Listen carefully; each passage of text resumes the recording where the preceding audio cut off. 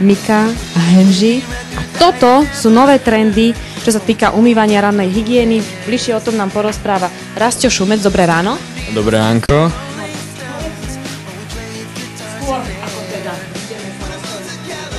Predstavíme všetky tieto mydielka v takej malej dokrutke a potom vám ukážeme, ako to vyzerá aj v reáli, keď si umývate ruky takýmto niečím.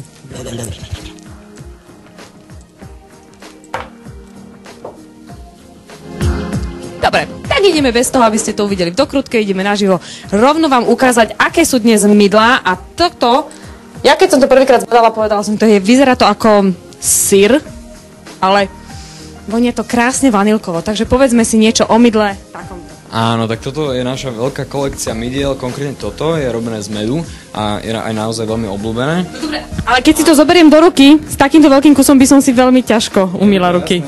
Odporúčam si to normálne, odkrojíte si to nožom, ako keby si bola u mesiara a odkrojíte si kúsok, ktorý budete aj používať v kúpeľni a je to vyriešené. Odkroj nám kúsok, aby sme videli, aby sme si mohli umyť ruky. Taký kúsok, aby sme to bolo na umytie rúk. Takže krájam, inak takto čerstvo odkrojené to vonia najlepšie. Vyskúšaj. Mám chuť si do toho zakusnúť. Úplne úžasné.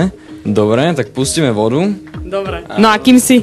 Môžeš si teda umývať ruky, no a my kým si tu umieme ruky takýmto čerstvo odkrojeným mydielkom, tak teraz nasleduje tá dokrutka, v ktorej to všetko je. Sme opäť vo voňavom kráľovstve. Tak toto je čerstvý kus mydla, vážený.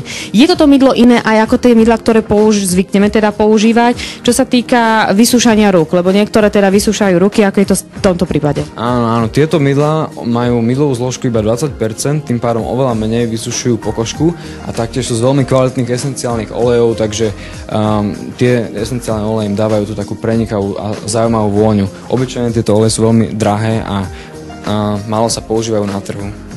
Tieto mydlá, aj to je citrónové. Môžete naozaj krásne, voňavé citrónové. To znamená, takúto hrudku si donesem domov a umývam si ruky hrudkou. Ale čo je veľmi zaujímavé, je toto. Pozrite. To nie je zákusok, želatinová torta. Vyzerá to úplne úžasne, ale je to čo? Prezradí nám Rastio. To je sprchový gel. A je to vlastne klasika sprchový gel, až na to, že je v takej srandovnej konzistencii. To znamená, že si ho nevytláčam, ale odkrajujem v kúpeľni. Áno, dá sa povedať. A tento voňa úžasne je taký citrónový, vyskúšaj.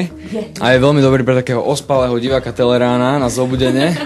A funguje to tak, že naozaj iba namočíte do vody a umývate sa ako s takým mydlom, nevám vznikne pena a máte vlastne srandu. O srandu v kúpeľke je postarané. No tak už si viem predstaviť, čo kúpim svojim deťom, keď ich posadím do vane. Tak s takýmto niečím sa dokážu zahrať hodiny a hodiny a budú krásne, čisté, vymydlené, dá sa povedať.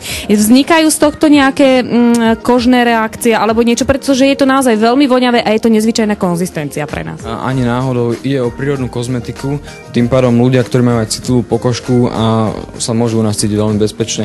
A tá konzistencia je docielená tým, že to obsahuje morské riasy. Ešte aj morské riasy k tomu, no výborne. Takže ako vidíte, Teleráno je naozaj zaujímavé a voňavé, predovšetkým toto ráno.